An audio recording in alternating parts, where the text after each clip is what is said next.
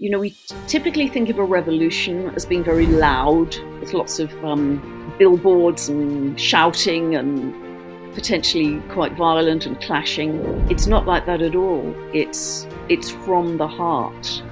And that the force of our love, our electromagnetic heart love, becomes like a tsunami. It becomes so powerful that we come together in coherence, that because it's so high frequency, it changes the quantum wave structure for what we are attracting in our future. And that's happening already. That's unstoppable. I mean, there's no way anybody can stop that. And therefore, the old that you would have protested about in the old way just falls away, just crumbles, because there's no energy to it. Who we are as humans, who we are as humanity, I think that's going to come as quite a shock, that we are way more powerful than we ever believed, we've ever been encouraged to believe. That, I think is going to be one of the biggest shocks, that all that we've ever understood to be true historically may not have been the case.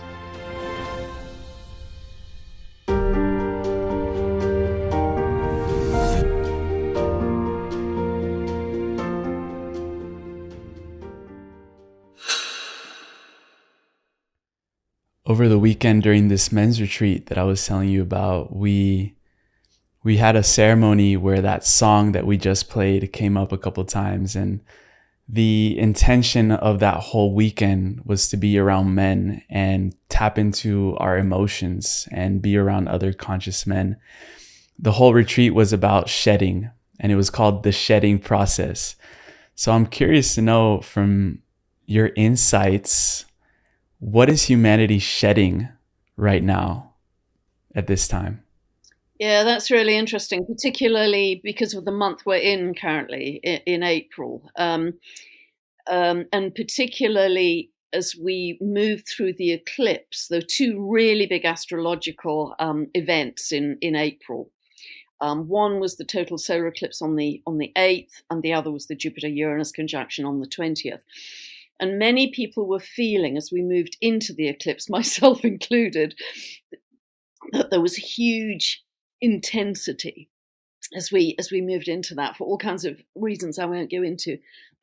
But there was a sense of weightiness and stuckness, and people were really sort of struggling to move ahead. And then as we moved through the eclipse, there was a feeling of shedding, of purging, of karmic release, which could have been your own trauma, your own karma. It could have been familial, it could have been ancestral, and it could have been, so far back you didn't even know what it was. You hadn't even tapped into it. But coming out of this eclipse, there was such a feeling of lightness that you're almost a different being. And in fact, I wrote a very simple social media post about it, because I was aware that many people were feeling that. It was almost like we'd been reborn. For many people, they were shedding this ancient baggage, this ancient weight, and you didn't even have to identify it. You just knew, you felt the energy shift. And hundreds of people chimed in and said, yeah, I felt that too. I feel like a different person. I feel like I've been reborn. So that was a very big shift over the eclipse. And again, there was another one, more like a jump, at the Jupiter-Uranus conjunction around the 20th. And that's just the beginning of a whole 14-year cycle. But yes, there's a shedding of something that we don't even have to identify. But it's trauma-based, weighty, slowed us up, made it harder to see from a clearer perspective. That, for many people, has already gone. And if it hasn't gone, you're on track. You're on your own divine timing, so don't worry. But everybody is shedding to kind of bounce up to a higher layer of light. That's what we're doing right now. So Pam Gregory, officially welcome back on the Just Happened podcast. We had a beautiful conversation the first time around, and we just wanted to continue co-creating and weaving together. The first question I asked you in our first conversation was, what were you most excited about? And you said that you were constantly going down rabbit holes and you were really interested in where science bridges with spirituality, the physics of creation. And I also just wanted to know, what rabbit holes are you exploring right now that we can open the floor to? Yeah, that's a really interesting one, because thank you, Emilio, and for this opportunity to come back and speak with you again. I very much respect your work with a very different audience that I wouldn't perhaps normally reach. So thank you for this opportunity. I think I'm getting absolutely fascinated by water, and the fact that light is carried by water, and we are water beings, and water is everywhere in the universe. Plasma everywhere has water. It's impossible for life to exist without water. That's why astronomers get very excited if they find a planet that has some water on it, because it suggests that life can exist. And some of the water on our Earth that you and I are drinking on a daily basis is as old as 4.5 billion years old. And the ancient knowledge from Lemuria, from Atlantis, even civilizations way before that, all of that knowledge is still carried in the water, because the water carries memory. So the water you drink, I drink, a horse drinks, a tree drinks, a slug, a snail, an African person, a Chinese person, we are all drinking the same water. So it's ultimately the great connector, which of course is wonderful for wiping out separation, polarization, racism, all of those things. But it's about the light, because there's a new quality of light that several people are talking about, and I'm sensing too, that is coming onto the Earth and is a key ingredient for our evolution. And this light, and Nancy Rebecca talked about it in some detail, is silver and diamond. And silver represents the knowledge. Silver represents the wisdom, and that's obviously Jupiter.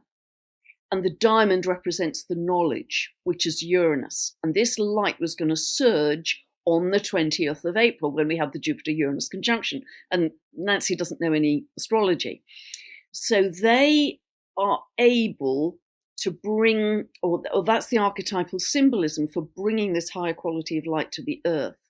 And this light, because it's a higher frequency, carries more information and more complex geometry.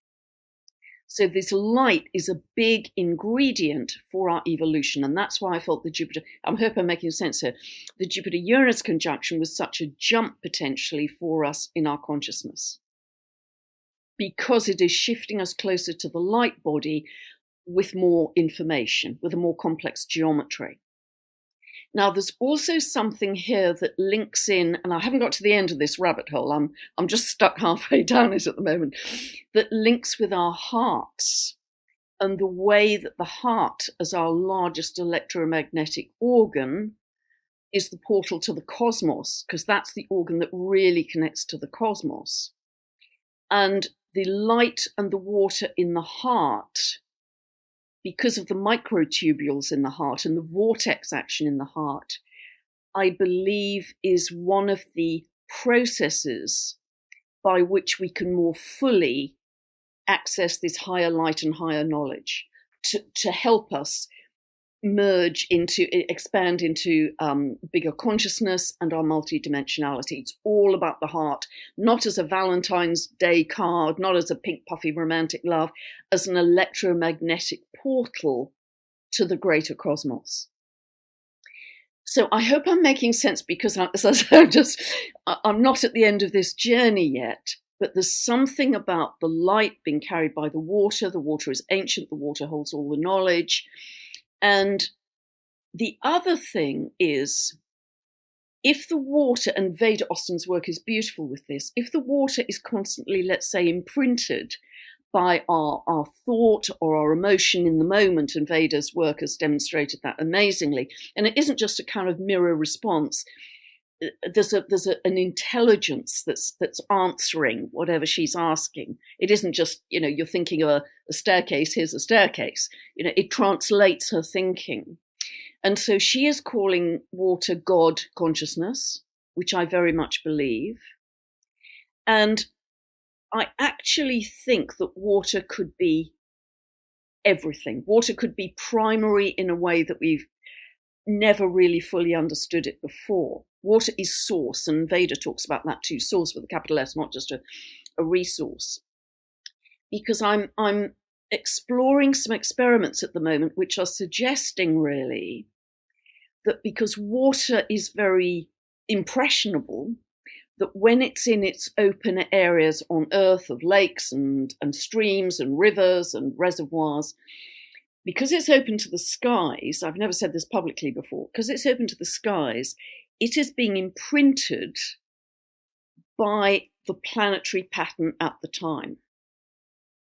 So it's just a thought I have that I need to, and it's actually being reinforced by some experiments in Germany that I'm trying to dig out. And if that's the case, and we ultimately drink that water as humanity, what's actually happening here, or could be happening, is that the water which is reflecting the current planetary pattern is interacting with our original birth chart pattern. And that's what I'm looking at with the birth chart and the transits. But could it be that water is giving us the physical explanation for astrology? Am I being clear here? Yes. Yes. This is a big thought for me. I mean, I don't know if it's a big thought for you, but it's a big thought for me. So, because, when I look at the birth chart and I put the transits around the outside and look at the interaction of the two, is that's actually physically what's happening day to day when we drink water, as we do every day. So it's that interaction of the current reflection of the planetary transits and what is embedded in us permanently in this lifetime as our birth chart. Now, also magnetite is believed around the pineal gland to be part of the explanation. But other than that, it's been a kind of hermetic principle of as above, so below. So I'm getting enormously excited here. Toot Searle, all on my own. You're the first person I've spoken to about this, Emilio. It's hot off the brain. But the heart, because of the way that it structures the water with this vortex action, and is such an important electromagnetic vessel to connect to the cosmos, there's something about understanding about living from the heart in a more wise, conscious, and expanded way that's going to take us on the next jump. Have I made any sense at all? 100%, because I was just talking to a friend the other day and we were laughing because we were saying like, oh, our biggest ideas usually come when we're in the shower. And I just like blurted it out. I wasn't really thinking about it. And I just said, that's because water is a conductor of electricity and we are electrical beings. Yeah. So there is definitely a relationship with water and light, electricity and frequency. And what does all of that have to do with the Aquarian age that we're stepping into? And the Aquarius glyph is two jaggedy lines. And, I've been saying for the last couple of years that anticipating when Pluto moved into Aquarius, and of course Uranus is the ruler of that, expanded by Jupiter about a week ago, that we would really start to understand our mastery of our frequency, of our thoughts, our emotions, and our frequency. And it's very imperative that we do that because the other obvious expression of that symbolism, Pluto in Aquarius, is controlled by technology. That's very clear to see where that timeline's going. So that's why it's very important that we achieve our mastery. And it's not hard to do. It's simple stuff, hugging a tree, bare feet on the grass, listen to all the simple stuff, laughing with a friend, hugging a child is simple stuff I talk about. That all of those little things lift your frequency. But if we are living consciously and wisely and we are aware through our day, what's my frequency? I'm checking in. What's my vibration? If it's dipping, why is it dipping? What can I flick? What can I flick to change that in a moment? But if we also have this underpinning of a greater understanding of light and frequency and water bringing back all of that knowledge from Lemuria and Atlantis, which I think is what's happening right now. Wow, what different beings are we going to become with all of that? It's a remembrance of all those gifts and abilities, and particularly what I love about Lemurian culture is everything was one. It was impossible to hurt another living being. I mean, I have huge love for animals anyway, but it's getting bigger and bigger, my love for animals. I feel with them that it would be impossible to hurt another living being if everything was one, and we just felt it as a fractal of that one. But there'd be no more war. There'd be no more polarity, separation, division, because we'd all be humming in our divine fractal expression of that oneness.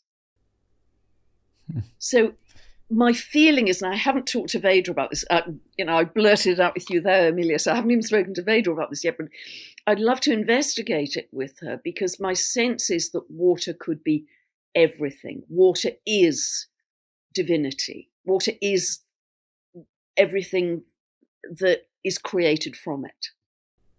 There is nothing beyond the water but the water. You briefly mentioned this very big conjunction with Jupiter and Uranus that is going on, just happened very recently. And it lasts for about, you say, 13 to 14 years.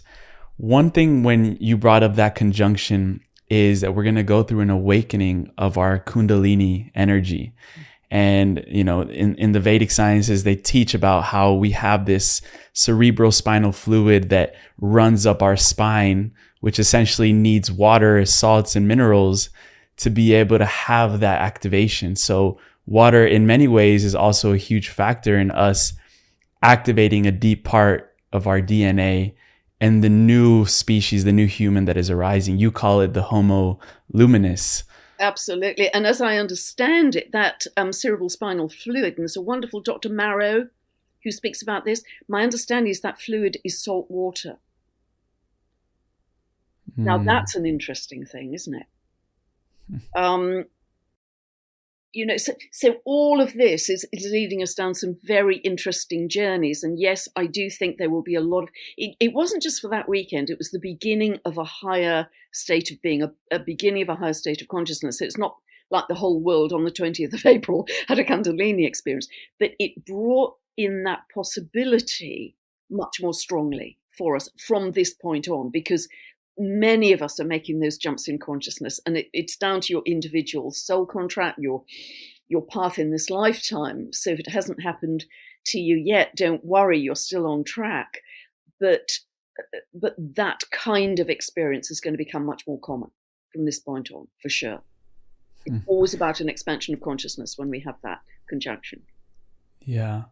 And just about a few weeks ago, everyone was talking about this solar eclipse on April 8th. And when I was looking into what Pam had to say about it, you mentioned that the last one we had was in 2005, which again was at 19 degrees of Aries. I did some further investigation of what else happened that day. I know that day you left your marriage of 19 years, but also it was the funeral of Pope John Paul II. And, almost 4 million people attended this event. World leaders, this whole ceremony happened at the St. Peter's Basilica. And, that really marks, I guess, a transition, like something happened around religion. And I think as we're stepping more into this age of Aquarius, you call it inner authority, sovereignty, I think our perception around religion will also change. Are you seeing many evolutions in that as well, in 100%. Our spiritual understanding? Yes, 100%. And thank you for bringing that up.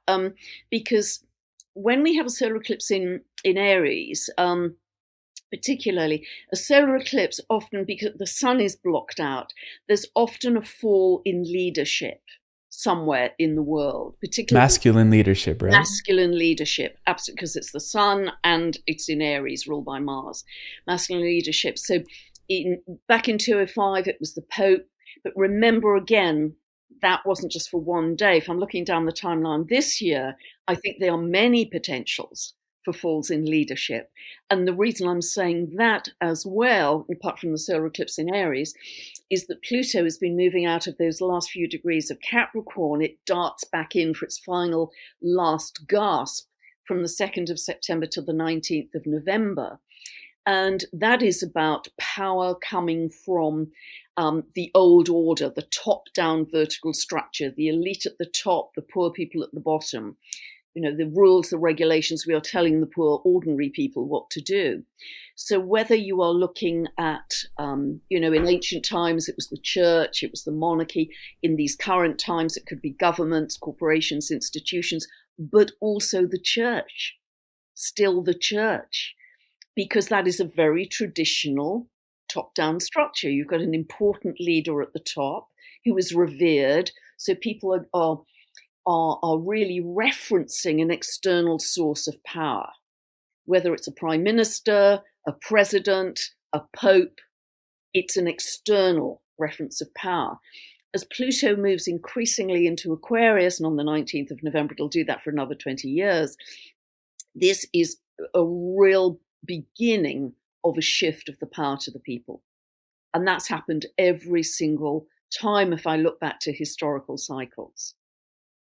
It was interesting. If I go back to the 1200s and Henry VIII, because originally England was all part of the Catholic Church, and Henry VIII wanted to divorce his wife, and the Catholic Church says you can't do that. So he said, okay, then I'll separate myself from the Catholic Church, and he set up the Church of England. That was a weakening of the church structure, the Catholic Church structure at that point. So wherever I look in history, when you get a transit of Pluto moving out of the end of Capricorn into the beginning of Aquarius, it's the weakening of top-down structures and external authority reference points and taking our power back. Whether you look at the US Revolution, the French Revolution, things I've talked about ad infinitum in the videos, there's this sense of, okay, now I understand my inner power and I'm stepping into it. We're not going to do that again. And when we tap into that inner power, how does that, from an astrological perspective, how does that change the way we understand the higher dimensions in the universe? Because we would normally use religion as a sort of faith of, oh, there's something out there that's bigger than us. But when we put our power within us, how does that shift human understanding around what is beyond, what is out there, what we really are as dimensional beings? Yeah, great question, because it's really back to this Hermetic principle of as above, so below. Because when I'm looking at a birth chart, in the same moment, I'm looking at a picture of the heavens at the moment of your birth, and I'm looking at your internal psyche. The birth of your cosmic journey from that moment. So I'm looking at inner and outer. And as you will know, Emilio, because I endlessly bang on about it, I'm very keen to move from this fated sense of astrology. Planets do things to you, and it's very fated and predictable. And that's why I'm pulling back from prediction a lot, to you are the embodiment of those planetary energies. They're part of your psyche. You're part of your psychology. This is the modeling clay or unique sheet of music that you've been given for this lifetime. So actually, if you follow authors like Paul Levy, the wonderful Buddhist author, he said there's nothing out there. There's nothing out there. Everything is coming from in here. And that's the path I'm encouraging people to go on, to have constantly the internal reference point rather than the external. Don't see, Pluto's the planet of powers being out there and controlling. It's in here. And you step into that as your center, your anchor, your radio dial, saying, no, I choose the day I have, the life I have. I choose. And Paul Levy and other similar Buddhist writers would say, all of this out here is simply our projected inner reality that we've created internally, and we're just putting it out, and the universe is mirroring it back to us as some kind of externalization. But actually, some people would say, there's only you here. Just kind of weird kind of thing, because I'm sure if you were sitting next to me, I could poke you and you'd be solid. But they say there is only you here. Everything else, everything's your perception. Yeah. And we tend to limit ourselves a lot when we're outwardly focused only on our five senses. And it's almost like when we go within ourselves, we start training and developing new sensitivities. And you also talk about how there is a development of more psychic phenomena, psychic sensitivities going on in the world right now. What could you tell us about how that is developing currently?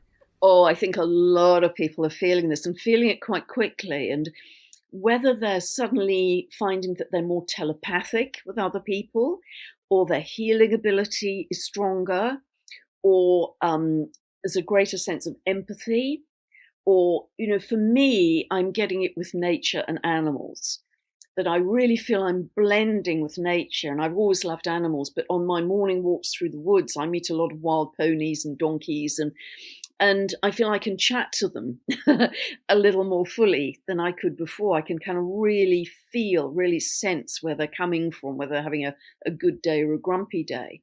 And so that blending, as we lose density and become the light body, that kind of blending with other life forms to ultimately realize we are all one, is what people are starting to experience. And it's beautiful because it comes as a result of the expanded consciousness. It was always there. It was us that was limited. And so I talked a little bit recently about the 24th chromosome coming back online, which is really exciting. I don't know if you heard me talking about that, but apparently about 200,000 years ago, two of our chromosomes were kind of spliced together, number 2 and number 7. Greg Braden talks about this. And although there were benefits to that, we lost some of our multidimensional connection. That apparently is now coming back online. So not only are we developing this greater psychic sensitivity, which will manifest in very, very different ways, whether it's telepathy, healing, communication with animals, whatever it is, but our connection with the planetary bodies, even if they are in here, is going to become much greater. We're going to develop a much greater understanding of the whole universe, and dare I say, both with Pluto in Aquarius and Jupiter-Uranus conjunction, there is very likely to be a shattering of belief systems and a shattering of paradigms. Because whenever we've had this line up before, an obvious time was when Copernicus published his heliocentric theory in 1543. That was a complete shattering of a paradigm to tell people that, the Earth went round the sun and not the other way around, when they could see when they woke up in the morning, the sun came up and it moved around and it set over there. He exploded, he shattered a paradigm. These are the times that we are moving into with this expanded awareness and greater sense of multidimensionality. We're going to leave all of our beliefs, our views about the world, our views about our history. All of it, I think, is going to go to dust. Yeah. And there's a very, very interesting phenomena right now where more and more people are beginning to not only remember memories of this lifetime from the past that have been, suppressed or not even allowed to resurface. That is coming up to the surface, and people are working through a lot of emotional woundings, a lot of traumas, whether that is through breath work or other practices. But then there are some people who are able to remember the totality of their past lives. And then they're all saying that this is happening simultaneously as well. So you had a very interesting past life experience, which you've shared a little bit before, but not on this podcast. I'm very interested to know, how did you begin to reactivate these memories within you? Because a lot of people are beginning to either spontaneously wake up to a memory that it's of theirs, but in a different body, a different time period. What was that initial experience for you when you first sort of remembered that? Yeah, it was lifetime? amazing. And it was also happening at the time of an inverse lunar return. Anybody who, inverse nodal return, anybody who knows anything about astrology or read my second book would understand it. But often it opens up past lives at that time. It becomes quite mystical. And I bought it. My mother had passed away. She'd left me a small inheritance. I'd always wanted to buy a house in France. And so I saw an ad in the paper I don't normally buy. And there was one house left on this site that was on the edge of a 10th century village. And it was, you bought off plan, as it were. So I flew down the next day. And I stood in the field with the sales guy. And I just thought, I've got to, this is home. And I actually said to him, this is home. I have to buy it. And he thought it's worn is the easiest sale I've ever had. But I bought a very small house looking out to the mountains, and I just adored it. I loved the land. I just adored it. But within a couple of years, things started to go wrong financially, typical story, and it became very difficult financially and legally. So I have a good friend who is a genius at clearing energy, my good friend Sandy Humby. And so she offered to come down with me and see what she could find in terms of this. And I'd had a sense of, because my love for the land was so strong, that I may have had a past life there. But have I got a little bit of time to talk about this? A few minutes? Of course. Take all the time you need. It was like a 4-day Harry Potter expedition. It was like a 4-day magic carpet ride. So before we got on the plane, she'd looked at a local map and said, your story begins at the Chateau of Terme. And I said, well, that's really funny, because that's my favorite place in the entire world, but it's just a ruin. It's on a precipice in the middle of nowhere. She said, well, it's lighting up like a beacon. Your story begins there. But she said, firstly, on day one, we'll go to your French house that you've had so much trouble with. So we were walking around the little ancient village, and she suddenly stopped and said, this is where the massacre began. And I said, well, that's my front door. Literally, of the whole area, that was my front door. And she said, there was a big massacre here, and you were the leader of the group of people who were massacred. And as we were crossing a tiny stream going into that little village area, she'd said to me, are you aware there are about 80 people, children, women, walking behind you? She said, they're not walking behind me, they're walking behind you, because they know that you have come to release them from the trauma. Oh, wow. So she then built a ladder of light to release the people from the trauma of the land, of whatever the massacre was about. And I knew, and it'll be clearer when I explain day 2, I knew that the houses had been built on consecrated land. There was a church there being built on consecrated land, so they had to get special permission. Anyway, that was day 1, but I still didn't know the full story. So the next day we climbed up in the car, and Sandy is terrified of heights, and there's a kind of sheer drop into a gorge, and there's not a soul around for miles. And we're kind of going through hairpin bends up into the mountains. And it make a fantastic movie, actually. And we had to then clamber up. We had to climb up to this ruin. And she said, this is where you were the perfecti. You were the priest at this chateau. She said there was a siege by the Catholics. And historically, I knew that. I knew there'd been a siege from August to November 1210. I knew that from history. And the siege had gone on for months. And they were running out of water. But the biggest problem was when the water eventually came, the rain came in a deluge. There was a lot of animal waste in the water tanks, which were dry at that point, and everybody got dysentery within the chateau complex, the Chateau of Terme. And she said, in order to save the people, you led them over hill and dale, over mountains about 20 miles, and found a church where you told them they would be safe. And within a few months, Catholics found you, and you were all massacred there on the site of your house. You were all massacred there. But with her dowsing rod, she said, was Pam the head perfecti here at the Chateau of Terme in 1210? Yes. Got a very clear reading from the dowsing rods. And she actually took a photograph. I was going, in awe, in shock. Could not believe what was unfolding. But I realized that divine intelligence had waited 800 years for me to buy that house on that piece of land in order to release the trauma for all of those people who'd been massacred by the Catholics, and also for me. I was also buried there under the church. That was the site of the house. And so it was an extraordinary time. And, it just make a great movie, because the two of us, mid-November, freezing cold, way up this mountain, with nobody around, doing this ceremony to clear the trauma. And she cleared the trauma from the land at the chateau, the ruin, and she cleared the trauma where my house was too. And I was the only person then, after 9 years of legal and financial struggle, to sell my house. And that released it. That was the clearing of the energy, and that released it.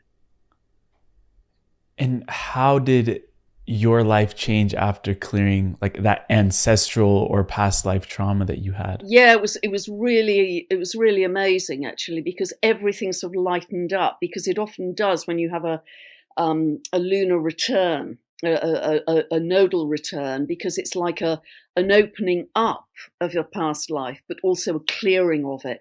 Anything which has been leaking into this life and messing up this life can be cleared at those pivot point times. And so it was remarkable that it linked so clearly with the astrology. But yes, I mean, a lot of things cleared. I'd left my marriage, and there was a lot of trauma around that. Cleared all of that to big health issues, big emotional issues, which I won't go into here. But yeah, it cleared a lot. It was like a clean slate. And I also know very clearly about another past life as well that I think has huge impact on this life in a much more positive way. But certainly, yes, there was a lot of trauma in that Cathar lifetime that my good friend Sandy cleared for me, and cleared the trauma for all of those other beings who were involved in that slaughter. Wow. Thank you for sharing that. And it's really interesting because even in this past life regression space, when I study a lot the work of Dolores Cannon, and she talks about how some people are able to go back into a lifetime where they were off planet, different species, different race. Some might be Pleiadian, Arcturian, and then giving insights through as to which, what happened in that lifetime and things like that. And in our first conversation, the energy of the Arcturians was very present, and a lot of people could feel that in the comments. We both felt it. So I was really curious because I didn't get the chance to ask you, when did your connection with the Arcturians start becoming conscious for you? Where did that start? I think so many people have told me, actually. I mean, I can't put it down to my own perception, but so many people have said you've got very strong Arcturian energy. And very kind people have even sent me readings, unsolicited readings about that Arcturian energy. And I actually sit in this room in what's called a healing pod, an Orinoco healing pod. And it emanates, apparently by chance, Arcturian energy. And so, and because I understand that the Arcturians were very mathematical and analytical, and that's how I've come up through my astrology in a very kind of structured way, as you would learning a language in a very mathematical way. And so I think, yes, I really understand that resonance to the Arcturian frequency. I haven't experienced any Arcturian beings myself yet, but I fully expect to have that happen, that experience as we move forwards now. I think many people will have those experiences. But yeah, I feel very blessed for that. I mean, very blessed that anybody comes in. But in that last conversation we had, so many people played back that the Arcturian energy was present, and so I have to credit them. Yeah, and you even said that throughout maybe this June, July, we're going to see a lot of galactic news and communication resurfacing. So what does that have to do with the astrology? How did you come to that realization that we're going to see more of that being exposed into the mainstream? Yeah, it's partly because both Uranus and the sign it rules, Aquarius, are being highlighted right now. Uranus because it's being expanded by Jupiter, and Aquarius because Pluto is in there for the next 20 years. And with whatever sign Pluto is in, it intensifies the energy. It acts as a catalyst for the energy. And both the planet Uranus and the sign Aquarius are to do with galactics, the foreigner, the maverick, the outsider. And whenever we've had strong Uranus transits, we've made greater discoveries about the out there. About the cosmos, about the way the galaxy operates, about planetary motion, the day of the moon landing, and whatever you think about that, nevertheless it expanded our consciousness. There was an exact Jupiter-Uranus conjunction that day. And so if I track back, it's always been linked to some kind of out there experience historically. So, and I've set up, as you probably know, Emilio, an incredibly simple 15-minute meditation on a Sunday evening UK time for people just to magnetize in New Earth. More and more people are feeding back to me from that experience that hundreds of galactic beings are now joining us. They're very tall, they're very loving, they're very benevolent, and they are just cheering us on with our endeavors to bring in a more loving, compassionate, peaceful, and joyful world. And they just come in, boom. People are just saying, boom, within a second, 7 o'clock, boom, on the dot. They're very prompt. And they arrive in the meditation. And I mean, dozens of people are feeding this back now. And if you think of the people who are channeling Palladian energy, Arcturian energy, I mean, they're all over YouTube, aren't they now? It's a much more common thing. And so I think it's very important, whatever other narratives come to us, that we recognize we are galactic beings. We're made of stardust. We know that. The iron in our blood, the calcium in our bones comes from stardust. We've lived on other constellations. We've lived in other galaxies. So if there's any kind of story about, little green men and how scary they are, that's not the case. We are galactic beings. And that's another step into our sovereignty, recognizing that. So I think we're going to get some very exciting times through this year.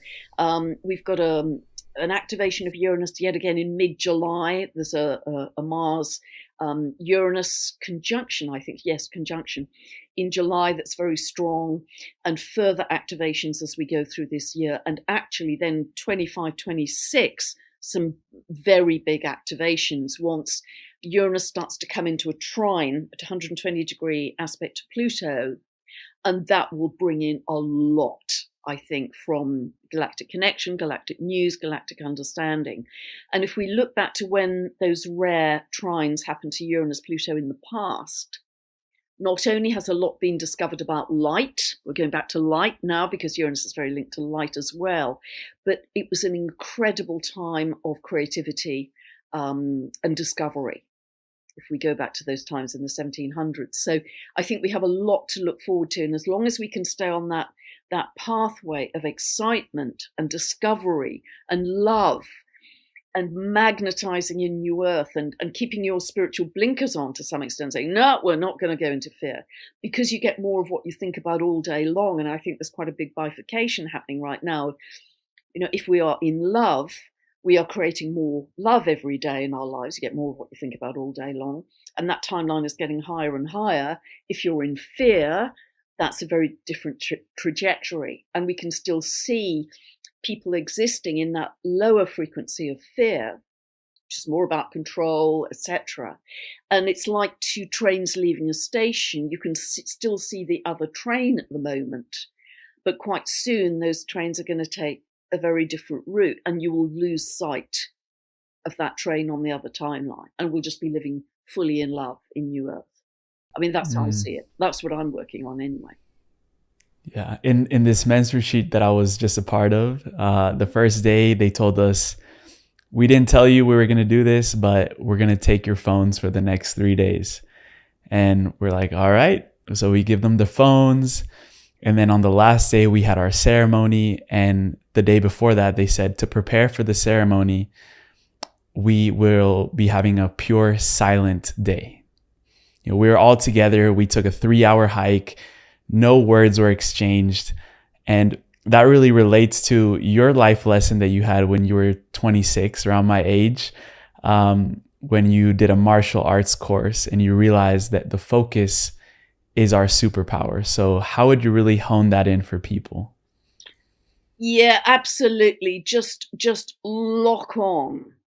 Well, lock on to love, point one, but lock on to what you want to manifest and create in the world. Now, manifesting abilities are going to get higher and higher as we move forwards.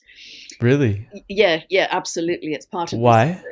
It's part of this expansion of our consciousness, and our understanding of frequency is everything.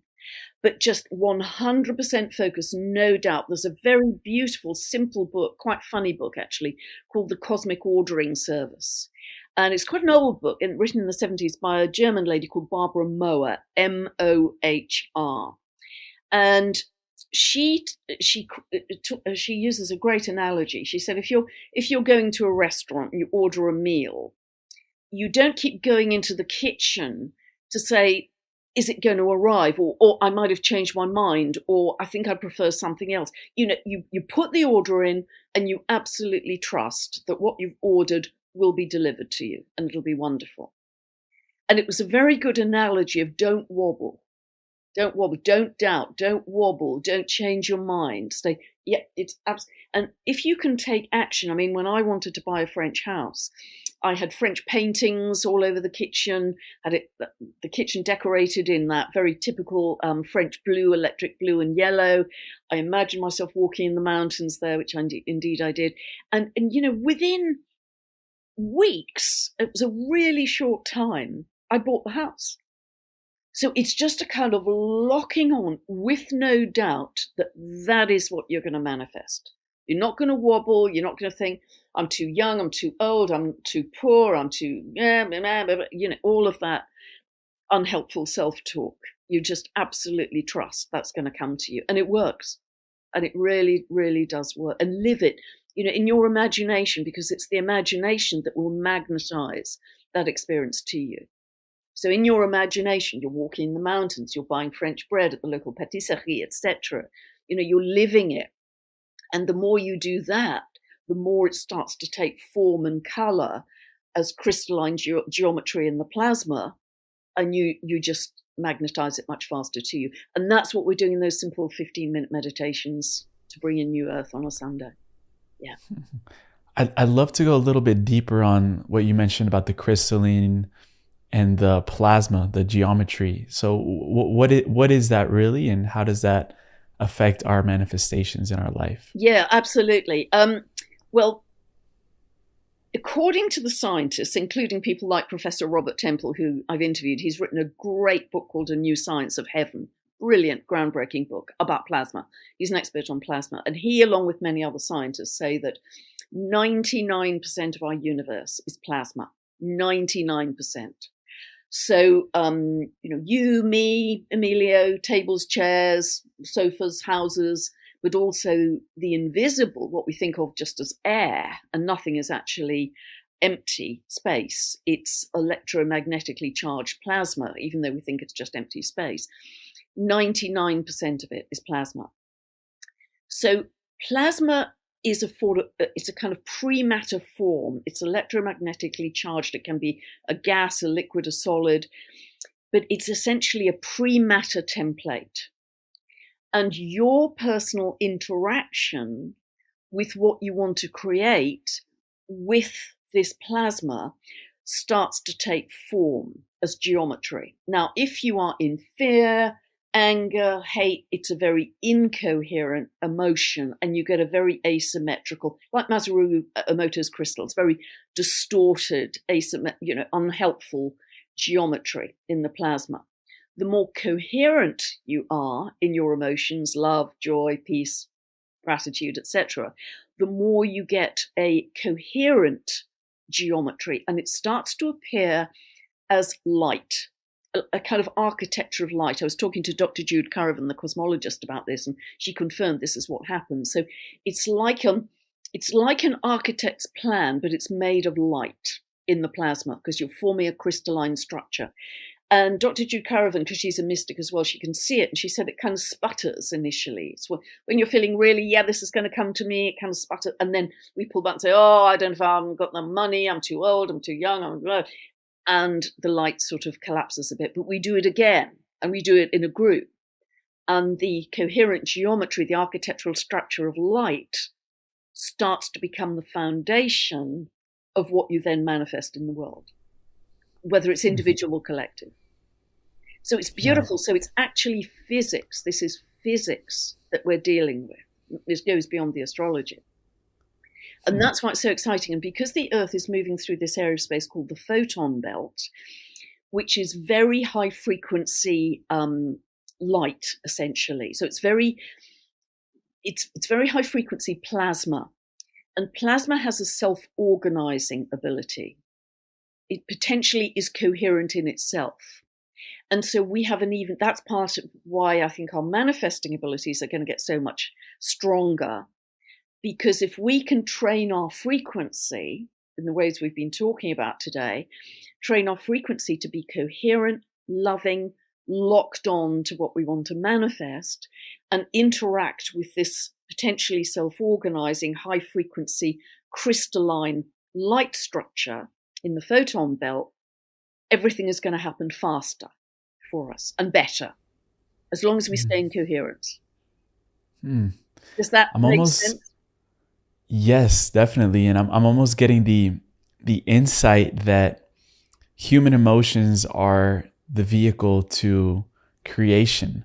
And 100%. Over the past weekend, in this retreat that I went to, only men, we're taught to hide our emotions. We're taught to suppress certain things, not cry, not hug each other. And we went into a space where we were allowed to safely feel not only the highest emotions available to us, like joy and happiness and laughter, but also the deepest emotions of sadness, grief, nostalgia, anger as well.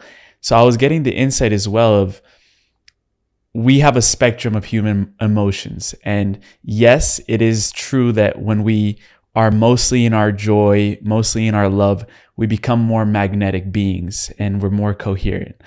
But if we have lingering lower emotions like anger, fear, or grief, or shame, and we tend to just say, oh, I'm just going to ignore that and focus on joy, then we're not fully processing the emotional scale. So in this weekend, we were able to feel the lower emotions so that they can be wiped and cleared from our system, and then we could be in joy and happiness and love. So it's like, that's the insight of focus on the higher emotions, but also work through and move through the lower emotions so that you can, upgrade your manifesting potential. Yeah, so you've lost the baggage, as it were. You shed that, and the shedding process. Yes, absolutely, and which is where we started. So, and if you can feel in those positive emotions, as you know, from love, joy, gratitude, your heart toroidal field not only becomes more coherent, but becomes much larger and much stronger. And we know from the work of HeartMath that it's 5,000 times stronger than that of the brain, which is incredible. So although everything begins with a thought, which is the electrical impulse, it then becomes the emotion. Do we like that thought? Do we not like that thought? And it's the emotion, the magnetic wave, which magnetizes your future to you, magnetizes the next experience to you, because it's the heart that's electromagnetic in a much bigger way than the brain. So coherence is everything, because it keeps every cell in your body much healthier. You infect other people with that coherence of love and joy. We infect each other with our energy like we catch a cold from people. And so you can sense when people enter a room, some of them, that, they just have this presence of love. They don't even have to speak. And that's where we all need to get to, really. I mean, there's a wonderful healer. I think he's called Bracho or something. He's Croatian, I believe. And his team arrange for about 1,000 people to turn up to an event if they need healing. And he doesn't speak. I don't know if he can or can't speak, but he just doesn't speak. He just stands in his presence and his love, and he heals people. And that's what we're going to, it's Characlo energy. That's what we're going to get to. Mm. A new scientific discovery that you posted about was that there's even new species emerging, rare evolutionary events going on in the world. What is going on with that? What is that all about? Yeah, really exciting, isn't it? Because I sort of anticipated with the astrology, with Uranus in Taurus, but also Haumea, the dwarf planet, being so strong, because she's about regeneration, that we'd start to see new species. And the two things that have come to light in the really just the last few weeks, one was that there was a gigantic underwater mountain range that nobody knew existed just off the coast of Chile. And divers have gone down and they've discovered all kinds of new species in the sea moss and the algae, etc., which is just wonderful. And I think this can bring us new medicines and all kinds of things. And also, just I think yesterday or the day before, I was reading about something. It's an evolutionary leap that hasn't happened for 1.6 million years, I believe. And the last time it happened, that produced the evolution of plants on the earth. And it's really a splicing of two different organisms to produce what scientists are calling an organelle, a completely different species with the splicing of these two organisms. And it's something that we're just on the brink of, but I think we're going to see a lot more. I think we are going to see so much about new species, because with the higher light frequencies, new life, new forms of life have to come from that new light. It can't be same old, because same old is crumbling, it's falling away. Anything that was not birthed of love is falling away. And so it has to be, if you follow the science, that new species will form from this new frequency of light coming in. It's hugely exciting, isn't it?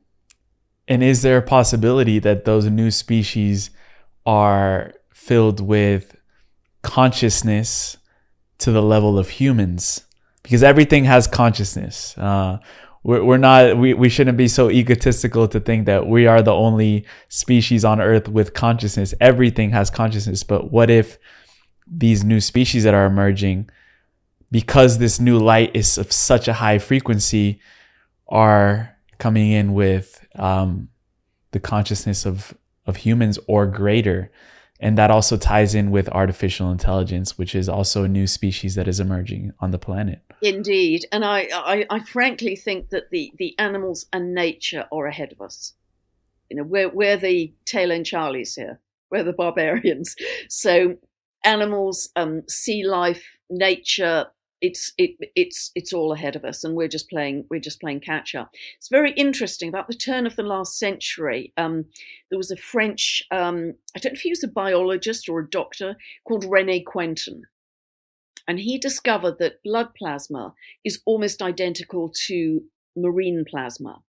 So in a rather daring move, people who are very sick, I don't know how he ever got permission to do this. I mean, he wouldn't be allowed today, but he started to inject very sick people who didn't have much chance of survival with seawater. And remarkably, within a short space of time, they turned their health around. In fact, even now today in pharmacies in Europe, in fact, you live in Europe, Emilio, you can still buy Quinton water, which is really interesting, after René Quentin. And there's still a sort of, I think his organization is called Quinton Academy or something like that, looking into medical treatments using seawater.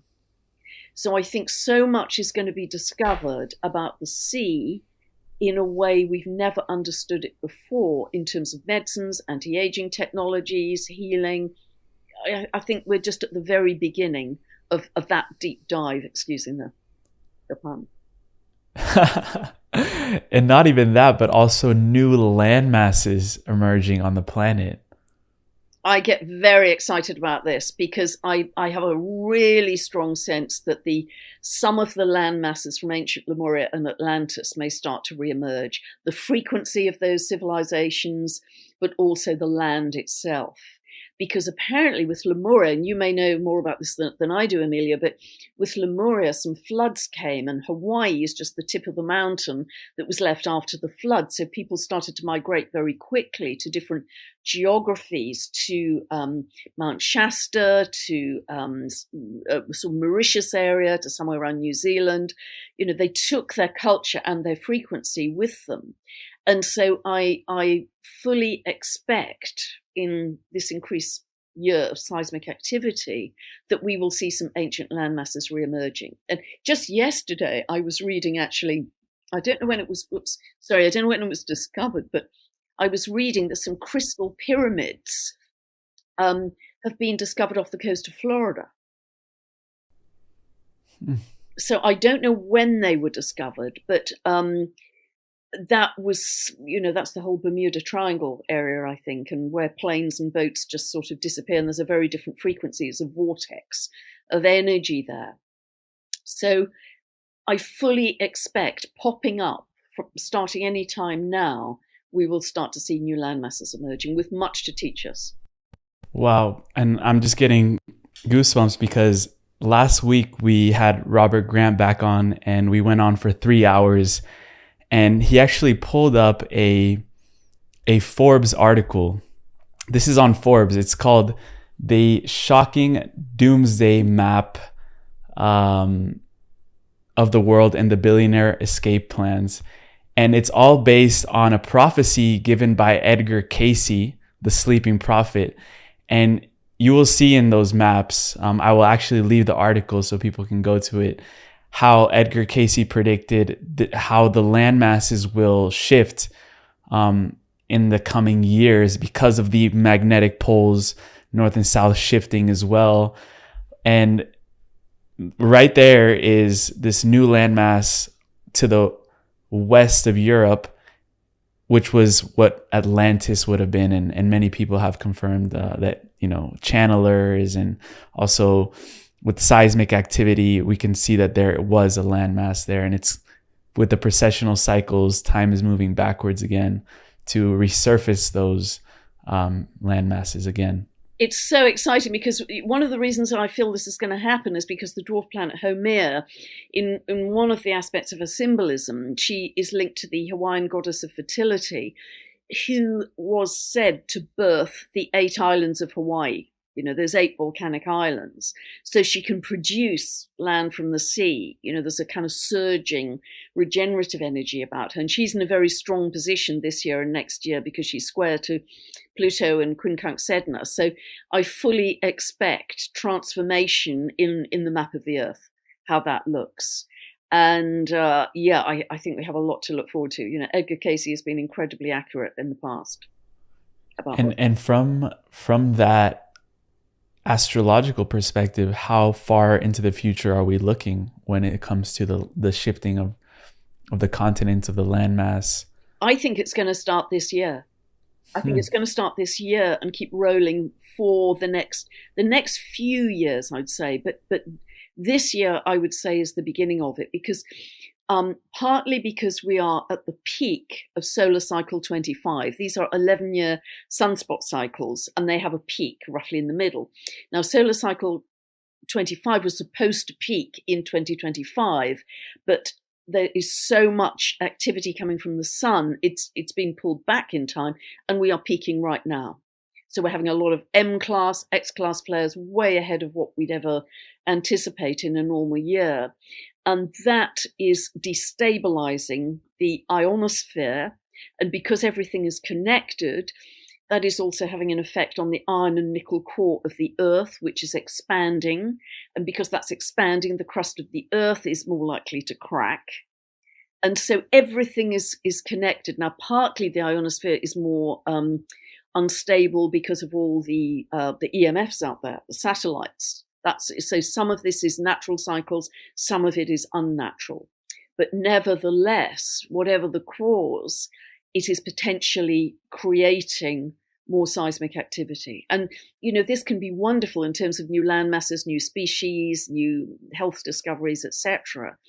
But it also, of course, may be disruptive in some geographies. And because Uranus is the planet of earthquakes and is the planet of the unexpected, we can never actually predict it's going to be right there unless you're Edgar Cayce. So we'll see if he was right. Yeah. Wow. And I'm curious to know why you've said that Earth is pivotal in raising the consciousness of the entire universe.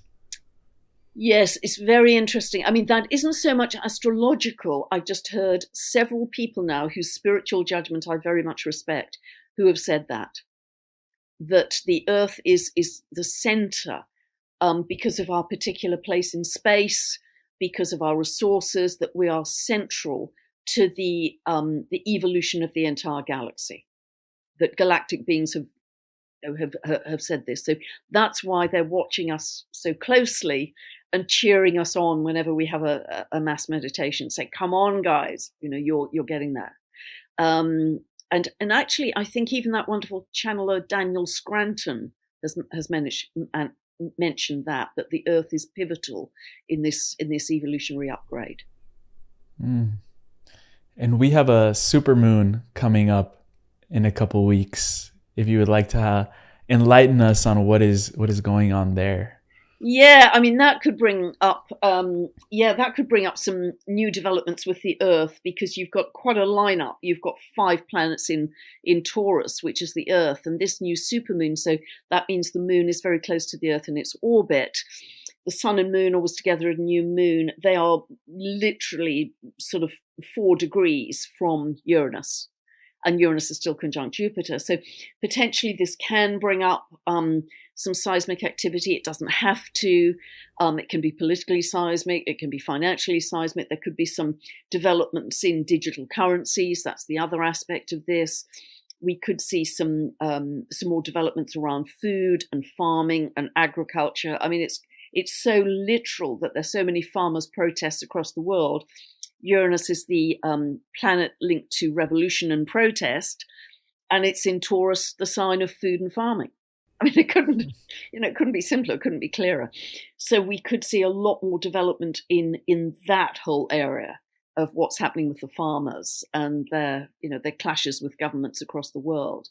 And what's wonderful, certainly in the UK, I don't know if it's happening elsewhere, is there's a group called the People's Food and Farming Alliance, and they are gathering in a very Aquarian network to basically sell food, as used to happen, directly to the people, not via this third party of the supermarkets. And they've got themselves organized in a network. They have physical shops, they have online shops, they have delivery. They've really progressed incredibly fast using the Aquarian network model of coming together and communicating like mycelium. And they are, that's where we're headed. This is grassroots up, communities, collaborations, networks. That's where we're headed. So something could develop around that area, around this new moon. I think that's going to be very strong. And these supermoons just kind of keep on coming. So we will see what unfolds. But I expect things to get really even more lively from about July onwards. Cancer time? Yep. And also we've got that Uranus Mars aspect. Yep. And then we've got some very strong energy in August, September, October, November. Pluto retrogrades back to the last degree of Capricorn. And we have some remarkable aspects at the Republican convention date, exactly. That's in July, mid-July, and also at the Democratic convention date, which is in August. We've got really explosive astrology around about those 2 dates. So it will be fascinating to see what unfolds at those times, because the US election is a big deal. Whatever happens in the US tends to ripple across the rest of the world, but we're still in that Pluto return for the US, which is really a complete transformation, ultimately, of what and who the US is in values, the economy, finance, philosophy, politics, constitution, geography, which states make up the US, everything. It couldn't be bigger, because it's the first time Pluto's come back to its natal position since 1776. And from what I'm hearing from you, big themes that are going on right now are inner authority, sovereignty, breaking the patterns, breaking the old habits. Now, as we as a collective start coming back into our internal power, what would you advise for people going through all these different shifts and changes and cataclysms that we might see, or whatever it is? How would you bring people back into themselves and say, this is a great way to prepare for what's coming? Yeah, it's dropping into the breath regularly, shutting your eyes, dropping into the breath, and all the simple things I've recommended, bare feet on the grass to connect to the earth, to kind of decompress all that frazzled energy. Stay away from the news. There's great potential for mental overload and zuzzing. So stay away from, because particularly from May onwards, there is going to be so much information coming at us, absolute information overload. It's going to be very easy to be scattered in your energy. So just keep bringing self back to self. Hug a tree, close your eyes, drop into your breath, bare feet on the grass. Simple, simple, simple stuff that you can do alone for free. But also I'd suggest get into some kind of community, whether it's online or even better in person in your local area. So you know your neighbors, you know people around, so you form a resilience with that community. And also I'd say try and develop an attitude of, this isn't happening to me, it's happening for me, because we are going through this accelerated period of evolution. And because things are going to be happening so quickly and there's been no rehearsal, it can give a feeling of kind of overwhelm. So just try and keep on thinking this is happening for me. And I'd also, and it's something I absolutely believe in my bones, that if we can stay in those very, stay contained, your center, your anchor. You don't have to go out and be angry and shouty and violent.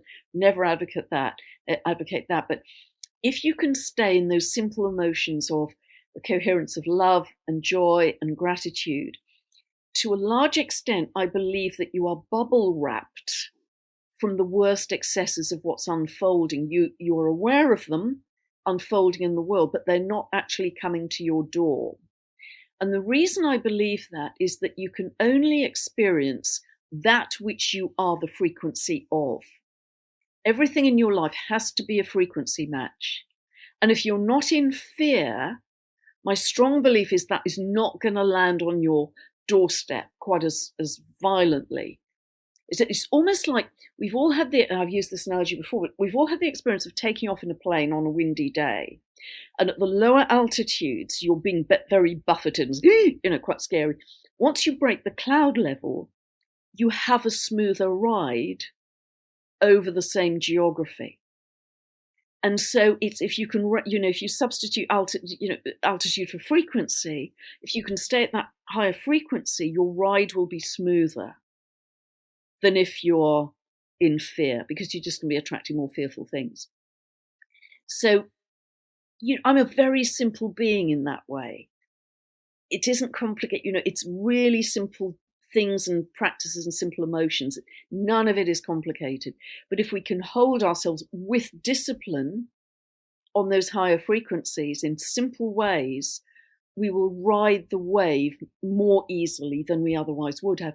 And we will attract more people with momentum onto that higher timeline. That higher timeline already exists. We just need to step onto it. We don't even have to create it. It's there already. We just change our frequency and we're there. Yeah. You talked about the Saturn in Pisces representing spiritual discipline and encouraging everyone to find that practice, that thing that you can always come back to every single day that will center you, that'll elevate your frequency. What is that for you? I'm curious about your own practices. Yeah, I literally, I kind of walk my talk because I'm in nature every morning in the woods, non-negotiable. Hammering rain, gales. It's barely stopped raining in 7 months here. I'm out in that every day. I walk my talk because, it still nurtures you. Several times a day, particularly when it gets kind of overwhelmed buzzy here because I have busy days, I will deliberately shut my eyes and just drop into my breath.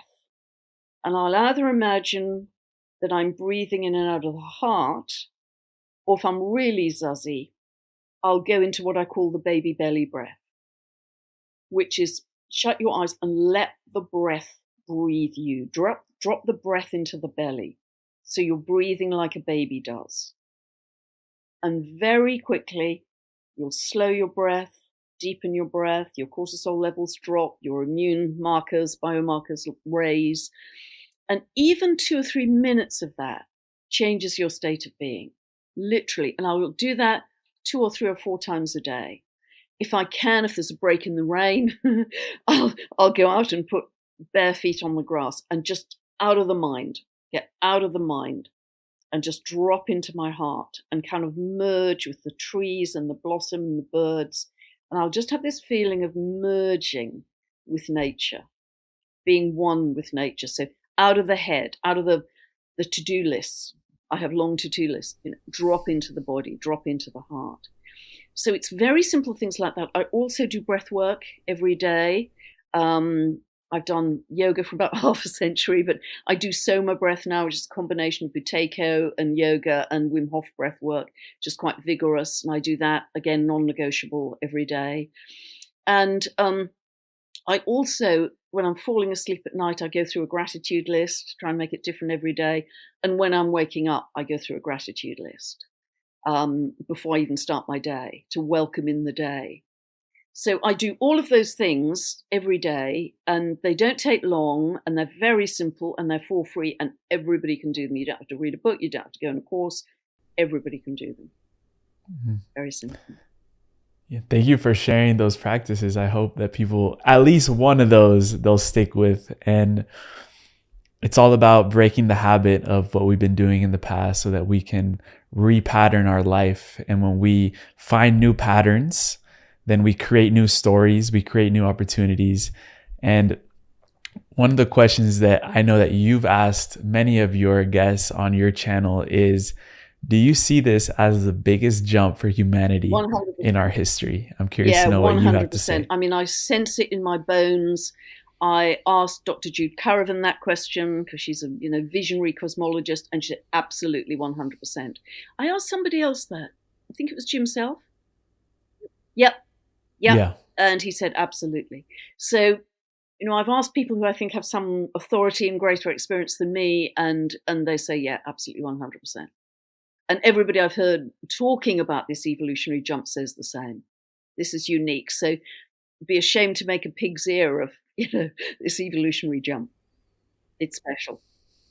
Mm. Yeah. And Pam, we end every show with a segment called the Final Trio. But before that, I want just to leave people with a space to find you wherever you want to send people to connect with you further. We'll link everything that you want to share with us in the show notes so people can go directly to you and absorb more of your infinite wisdom. Bless you. Thank you, Emilio. Yeah, really, if you go to pamgregory.com, that has all of my videos, my interviews, my updates. And also I do a whole series of short blogs every month. It's got my books there, my teaching videos, so you can get those there.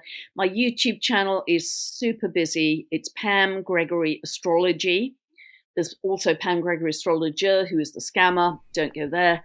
Pam Gregory Astrology. And it's really busy. I'm putting out probably, 5-6 videos a month, maybe more, and try and make it kind of new material every time. So, and new thinking. So, yeah, you can get a lot of free information there for sure. Thank you. Yeah, I love your channel a lot. So I really recommend people to go find it. And for the final trio, the first one I wanted to ask you is, what are the greatest truths that are being revealed right now that most of the population does not know about?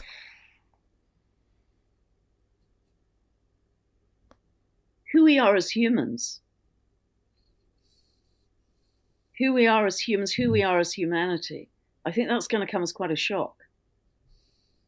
That we are way more powerful than we ever believed, we've ever been encouraged to believe. That, I think is going to be one of the biggest shocks, that all that we've ever understood to be true historically may not have been the case. Who really are we as humans? I think we're galactic beings. We are loving, benevolent galactic beings who have so much to offer in our infinite journey of the soul. I love that. Beautiful. Second question is, what does a revolution of love look like in ourselves and in the world? Wow. Yeah, because Dr. Jude Caravan talks a lot about this as well. I think it's we typically think of a revolution as being very loud, with lots of billboards and shouting and potentially quite violent and clashing. It's not like that at all. It's from the heart, and that the force of our love, our electromagnetic heart love, becomes like a tsunami. It becomes so powerful that we come together in coherence like a tsunami of love. It's a tsunami of very high frequency electrical energy lived from the heart. That because it's so high frequency, it changes the quantum wave structure for what we are attracting in our future. And that's happening already. That's unstoppable. I mean, there's no way anybody can stop that. And therefore, the old that you would have protested about in the old way just falls away, it just crumbles because there's no energy to it.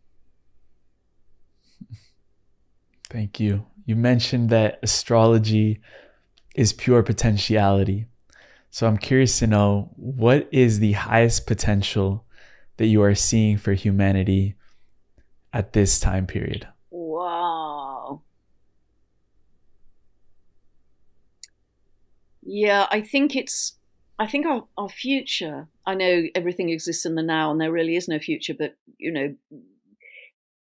we if we're still living partly in 3D, we have this sense of linearity, but what we are bringing in, I think, is quite unimaginable because it's never been lived before. I think it's a state of pure love for all living beings. It's a state of total harmony with all living beings. It's living in a frequency and recognizing everything cascades from that frequency. It's not probably consuming anything that you have to kill to eat because of the reverence you would have for all life. And it's just indescribably beautiful as a coherent, harmonious energy of love. And it's just that you're humming with love and a sense of oneness and being part of nature. That's the vision I have. And I don't know if you remember from our first conversation, we did a little time capsule, and on top of the time capsule, you left a question behind for the next generation of leaders, which was, is your Dharma acting in the highest good for all? And I know that is a full yes for you. But I just wanted to let people know, what is your Dharma in your eyes and your perception, and how is it acting for the highest good for people? Wow. Gosh, I think I was absolutely meant to be an astrologer in this lifetime. I've done it many times before. In other lifetimes, one I'm very familiar with. So I'm meant to do that, and astrology will always be my language, although I'm trying to go beyond that in some ways spiritually. But I hope to help people trust their hearts. I hope to help them trust their sovereignty. And I could not be doing more, time given, than to help them on their path to do that. And I don't want anything in return. I just want to help them in that journey. And if I can help in any small way with an understanding of astrology, I fulfilled my purpose on this earth. I fulfilled my Dharma. Big tick. Pam, you are truly on a path of service, and it's taken me by shock, by awe, by wonder to meet such an open-hearted soul like you, and also the open-hearted souls that you attract. We even got a glimpse of the people that were commenting on our first conversation, the love that was felt and that rippled out into the field. So I appreciate you wholeheartedly. I would always love to continue our conversations. I'm recharged every time I see you, hear you, learn from you.